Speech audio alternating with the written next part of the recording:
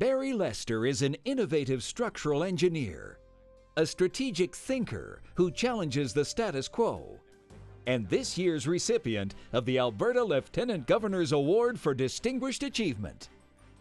With his 35 years of experience as a consulting engineer in Alberta, Barry has made significant contributions to the field of structural engineering and the consulting engineering profession as a whole. Among his numerous accolades and awards, Barry is the only engineer to win the Schreier Award twice, the highest achievement awarded by the Association of Canadian Engineering Companies. Since the beginning of his career, Barry has valued his relationships with his clients, colleagues, and his competitors.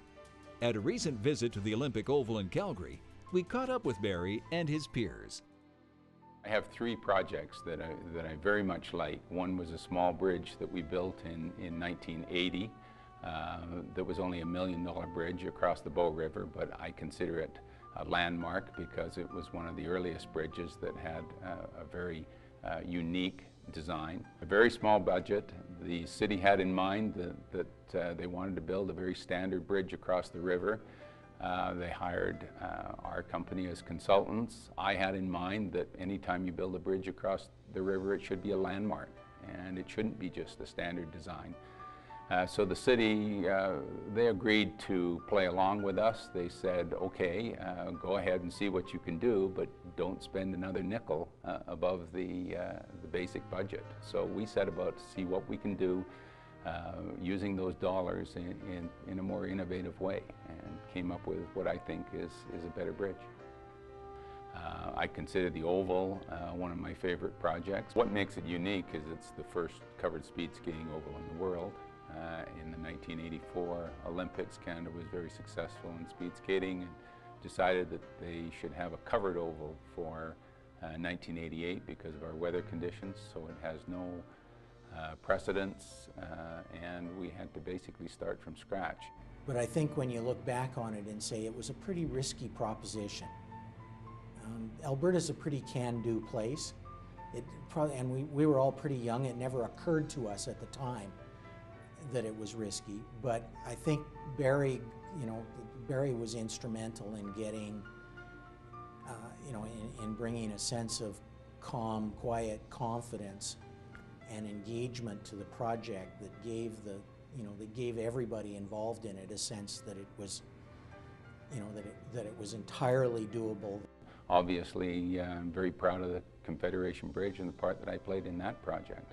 Confederation Bridge is a project that's a first of its kind. What Barry brought to it was his innovation abilities of out-of-the-box thinking.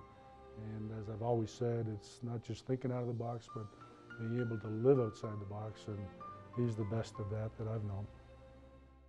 So as you may know, Barry Lester was in the first graduating class from engineering at the University of Calgary. He has gone on to obviously a distinguished career. He has won a Distinguished Alumni Award from the University of Calgary. So I've known Barry Lester for about 3 years. When we started asking people in the community about who we might go to who could help us execute the capital plan at the University of Calgary, one of the names that came up over and over again was Barry Lester. We hired Barry to help us with some strategic advice and frankly just some good advice on how to execute that plan and how to make it happen in a timely way. In general, I knew him as a competitor. His firm was Simpson Lester Goodrich, and they were the ones that seemed to be getting all of the really exciting jobs. When Barry retired, we were very interested in having Barry work with us and contribute to our firm and provide benefit to our clients. He's pragmatic, he's strategic, he's unflappable, which is a good thing, I would imagine, in the business that he's in. He's an expert at what he does, and most of all, he tells you what he thinks you need to know or you need to hear. And that's one of the things we were looking for, and we got it in spades. Some of the things that Barry brings to clients and to their projects, I think, are looking at the project from the client's point of view, first of all. Like, how does it fit into their business or to their needs as an institutional organization, for example, as a hospital or as a university or a school? How does the whole project fit with the client's needs?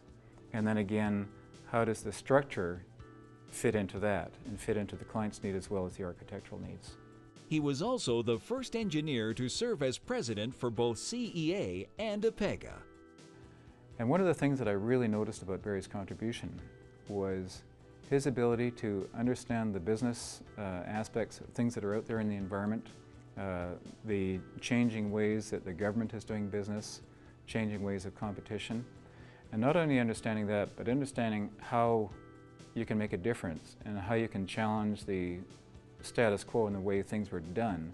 The consulting engineer, I believe, has been considered for many years essentially just a way for clients to extend their own staffs, that instead of staffing up, they could hire a consulting engineer. I think that the role of a consulting engineer is much more than that. I think that the role of a consulting engineer is to do a better job than the client could do themselves. Your career starts with building projects, and in the end, I think you find out that you're actually building teams. Dr. Weingarten says it best. Barry, thank you for all that you've done for us. Congratulations. Congratulations to Barry and his family on his award, and to all of the nominees tonight.